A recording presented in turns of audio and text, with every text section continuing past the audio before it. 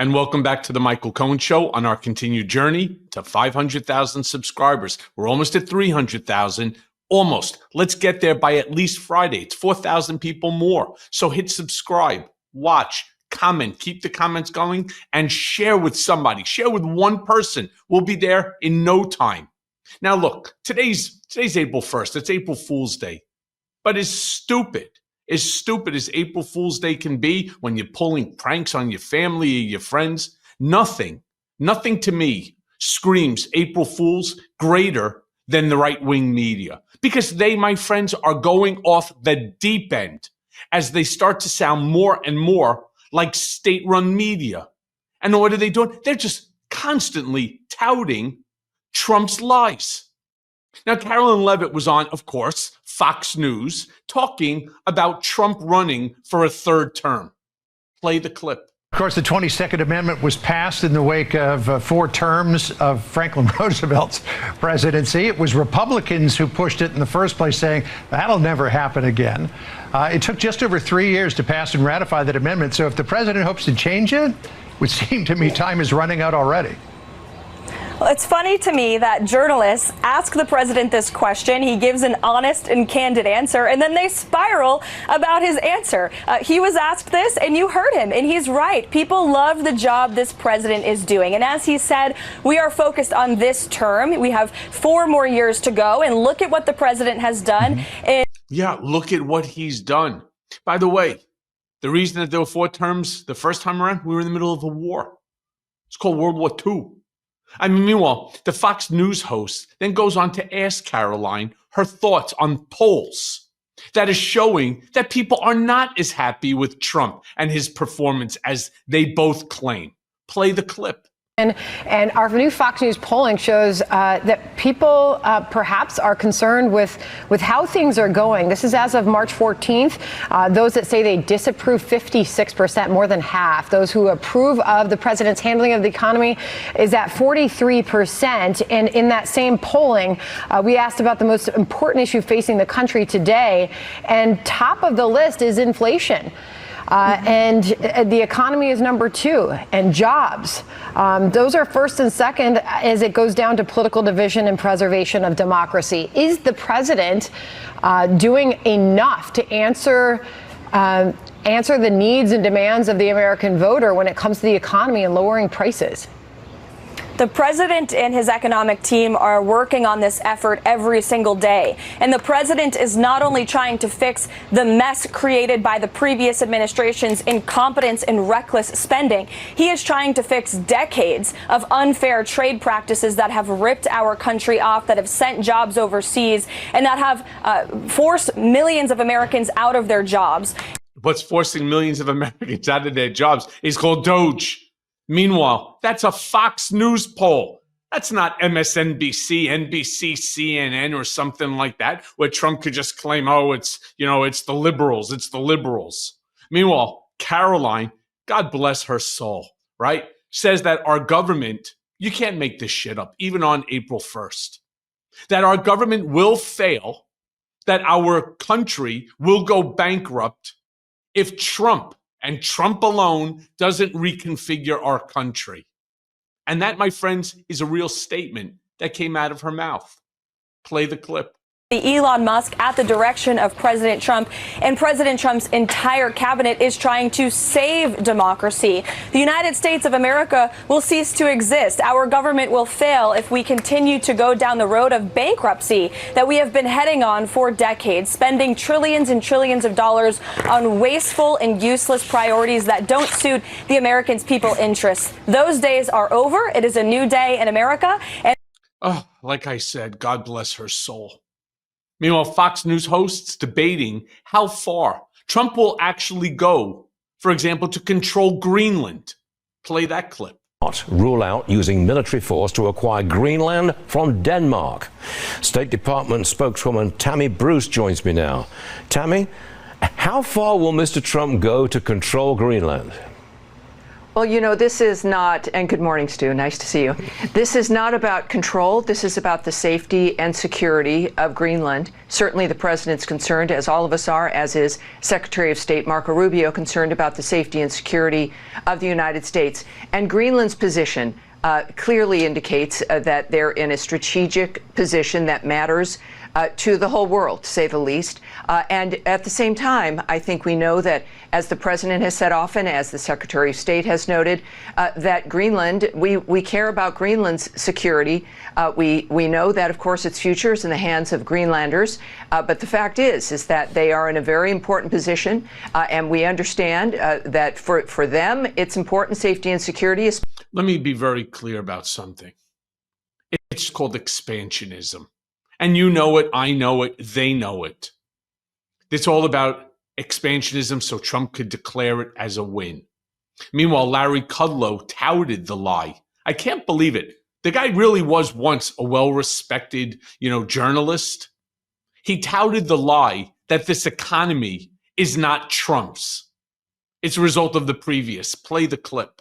I mean, it's not Trump's economy until he gets his whole package through. That's the deal. First quarter is certainly not his economy. And Bidenflation is also not his economy. Anyway, I got a job. It's not Trump's economy. No. Meanwhile, again, back to Karoline Leavitt. She's now asked about the TDA, the Tren-Daragua deportations, specifically about the document that gives the specifications. It lays it all out on how to detain people. And I want to be clear, because it's like one of the first times we're getting somewhat of a sense of who, what, when, and why, and how this is all happening. It's based on a point system. And a person needs a minimum of 8 points to be detained. No, this is not a card game. This is actual reality. You need 8 points to be detained. And let me sort of give you an idea on how this point system works. You get 4 points for having a specific type of a tattoo. And you also can get 4 points for wearing certain types of clothing. No, this is true. A tattoo and certain types of clothing will get you 8 points, which will get you detained.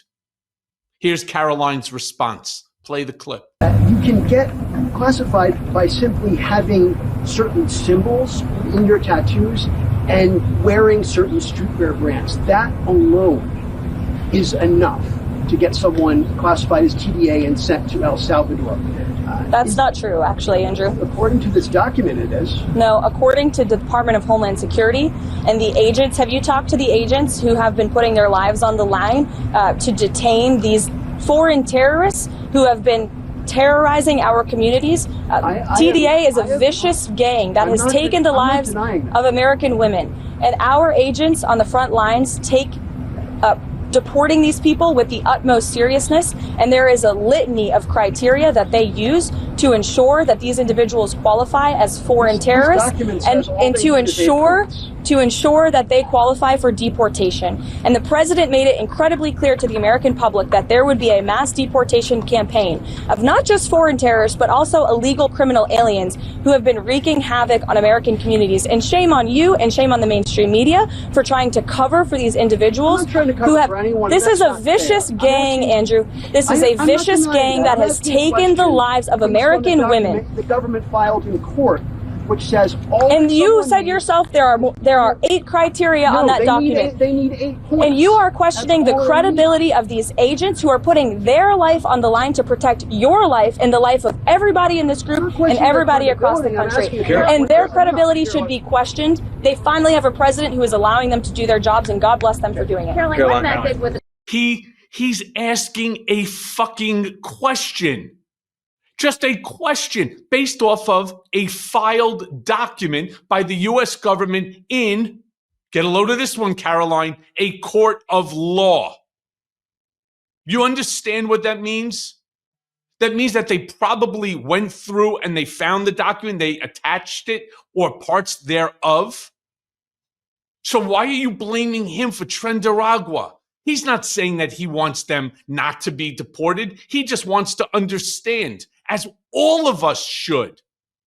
As all of us need to know how this point system works, because we are already aware that there are individuals that were sent to El Salvador that didn't belong there. And it's a fair and a reasonable question. Karoline also claims that the Signalgate case is closed. Now, let me again turn around and tell you what bullshit Barbie is saying over here. That this is closed. Last I checked, Judge Boasberg is involved, and the case, well, it's still open. Play the clip. As you said last week, Caroline, you said there would be an investigation or a review into how Jeffrey Goldberg's number got on that group chat. What's the status of that review, and what is the status of National Security Advisor Mike Waltz? As the president has made it very clear, Mike Waltz continues to be an important part of his national security team, and this case has been closed here at the White House as far as we are concerned. There have been steps made to ensure that something like that can obviously never happen again, and we're moving forward. And the president and Mike Waltz and his entire national security team have been working together very well. If you look at how much safer the United States of America is because of the leadership of this team. Hi, Judge Boasberg. I just want to let you know that the case is closed. Yeah, that's the one I'm talking about. Signalgate, it's closed. You can go on vacation now. All right, you're welcome. Case closed. Meanwhile, finally, I want to end on a clip from Right Side Broadcasting Network. It's one of those far right-wing sort of news groups that's giving the strongest sense of state-run media yet. You can't make this up. You think that this is straight out of Pravda, the Russian state-run news media. Play the clip. We know the lawfare. We know the fake impeachments. We know the assassination attempts. This man and his family have endured so much, but truly they have the protection of God and angels surrounding them in this process. And he smiles every day, and we smile every day here at the network and really throughout the country as one of our great correspondents who's on a regular basis, the Republican strategist, Katie Zacharias, says it is like Christmas every day with President Trump at 1600 Pennsylvania Avenue, because you know these complicated issues are being handled so well and so thoroughly. Up until, of course, that you say the wrong thing and then he shuts you down. Or maybe he'll just sue you.